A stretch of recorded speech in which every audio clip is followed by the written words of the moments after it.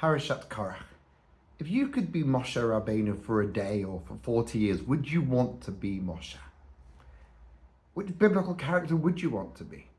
But I'm not sure I'd want to be Moshe.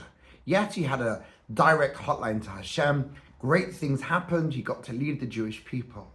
But in Parashat Korach, it just reached a place where Vayipol al panav, he collapsed onto the ground. He'd had enough. How much more can one person cope with? You had the craziness, the debacle at the golden calf. Then you had the complaints from meat.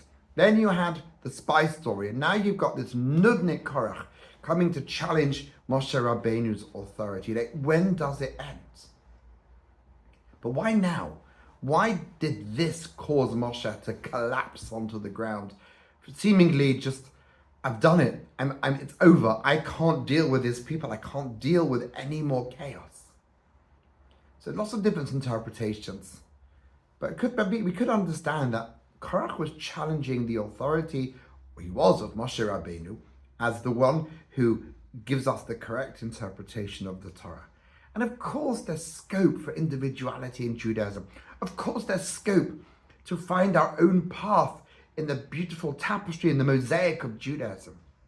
But some things aren't up for negotiation. The Karaites, at one point in history, decided that the Torah Shebaal Peh, as we understand it, has no validity.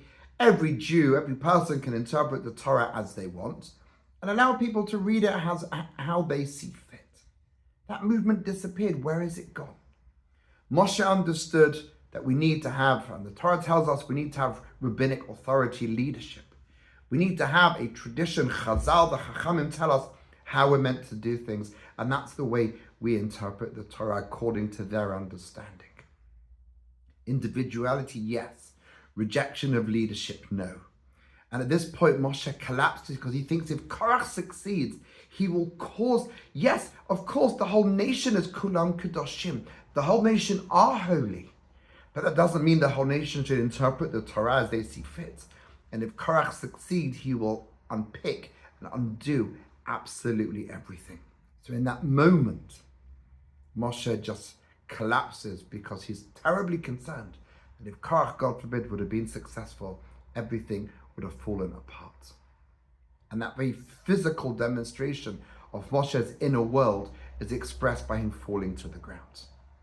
So let's look within tradition for our own individual paths, whether they're more mystical or rational, kinetic or more stable, whether you need to move around or you're happy to sit. You like the spirituality, you like the rationality, whatever it might be.